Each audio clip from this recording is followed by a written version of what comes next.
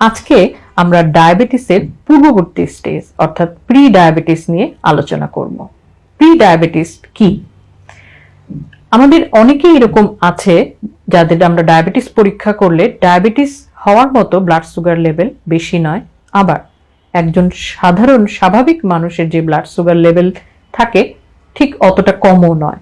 এই যে মাঝামাঝি একটা স্টেজ, আপনি স্বাভাবিক নন আবার আপনার ডায়াবেটিসও হয়নি এখনো, এই স্টেজটি হচ্ছে প্রি ডায়াবেটিস।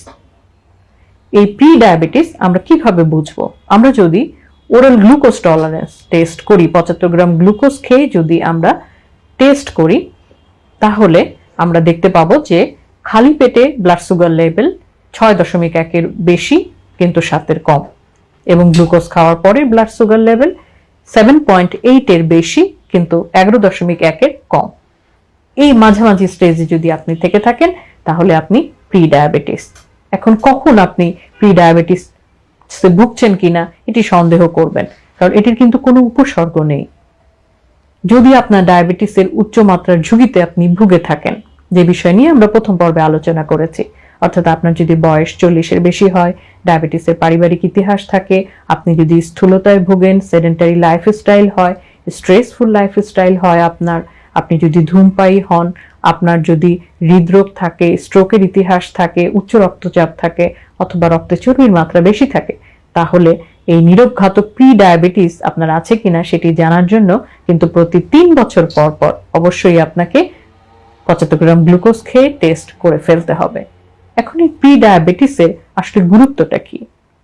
গুরুত্ব হচ্ছে আপনি যদি প্রি ডায়াবেটিস স্টেজে আপনার ধরতে পারেন এটিকে, তাহলে আপনি ডায়াবেটিস প্রিভেন্ট করতে পারবেন, প্রতিরোধ করতে পারবেন। এবং ডায়াবেটিস হলে একজন ব্যক্তি যে শারীরিক ঝুঁকিতে থাকেন, হৃদরোগের ঝুঁকি, স্ট্রোক হওয়ার ঝুঁকি, কিডনি বিকল হয়ে যাওয়ার ঝুঁকি, এবং পায়ের রক্তনালী এবং শিরাসমূহ শুকিয়ে যাওয়া, চোখের ক্ষতি হওয়া, এই সমস্ত ঝুঁকি কিন্তু প্রি ডায়াবেটিস অবস্থা থেকেই শুরু হয়ে যায়। কাজেই আপনি যদি আপনার শরীরের গুরুত্বপূর্ণ অঙ্গ প্রত্যঙ্গগুলোকে সুরক্ষায় রাখতে চান, প্রি ডায়াবেটিস অবস্থায় আপনাকে সচেতন হতে হবে। কিভাবে সচেতন হবেন? আপনি নিয়মিত খাদ্য তালিকা মেনে চলবেন। আপনার বর্তমান শারীরিক ওজন এবং আদর্শ শারীরিক ওজন অনুযায়ী আপনাকে একটি নির্দিষ্ট খাদ্য তালিকা দেওয়া হবে, নির্দিষ্ট কিলো ক্যালোরির। সেই খাদ্য তালিকা আপনাকে মেনে চলতে হবে। বিস্তারিত খাদ্য তালিকা নিয়ে আমরা পরবর্তী একটি পর্বে আসব।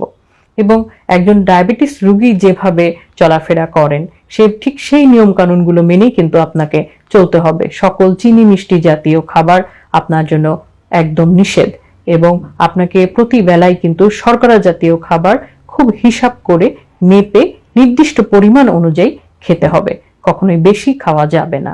এবং সবচেয়ে গুরুত্বপূর্ণ, আপনার প্রতিদিন 1 ঘন্টা করে হাঁটতে হবে। সপ্তাহে অন্তত পক্ষে 5 দিন, সপ্তাহে 1 দিন আপনি গড়ে বিশ্রাম নিতে পারবেন। আপনি মাঝারি গতিতেই হাঁটেন, ধীর গতিতে হাঁটেন, তবুও কিন্তু আপনাকে 1 ঘন্টা হাঁটতে হবে। প্রথমেই হয়তো আপনি 1 ঘন্টা হাঁটতে পারবেন না টানা, এক্ষেত্রে আপনি শুরু করেন, আধা ঘন্টা দিয়ে শুরু করেন, 15 মিনিটও যদি টানা আপনি হাঁটেন, আপনি কিন্তু একটা উপকার পাবেন। আস্তে আস্তে আপনি আপনার হাঁটার সময়টা বাড়ান। এভাবে যদি আপনি খাদ্য তালিকা মেনে চলেন এবং প্রতিদিন 1 ঘন্টা হাঁটেন, তাহলে কিন্তু আপনি আপনার ডায়াবেটিসকে প্রতিরোধ করতে পারবেন। এবং সবচেয়ে যেটা গুরুত্বপূর্ণ, আমরা যদি প্রি ডায়াবেটিস অবস্থায় এই খাদ্য তালিকা মেনে না চলি, আমরা যদি প্রতিদিন শারীরিক পরিশ্রম না করি, তাহলে কিন্তু শতকরা 50% রোগী 1 বছরের মধ্যেই ডায়াবেটিসে আক্রান্ত হয়।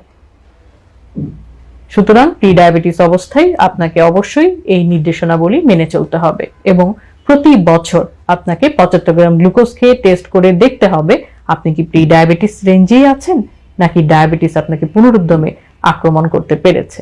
এটি কিন্তু প্রতি বছরই টেস্ট করে দেখতে হবে।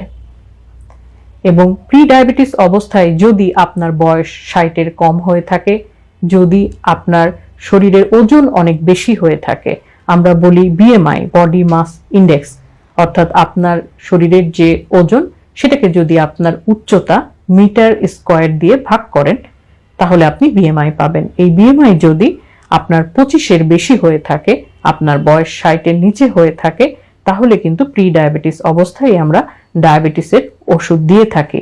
এটি আপনার ডায়াবেটিস প্রতিরোধে সহায়তা করে। তো দর্শক, আজ এ পর্যন্তই। পরবর্তীতে ডায়াবেটিস সিরিজ নিয়ে আপনাদের সামনে আবারও হাজির হয়ে যাব। ততক্ষণ পর্যন্ত আপনারা নিজের যত্ন নিন, ভালো থাকুন, সুস্থ থাকুন। ধন্যবাদ।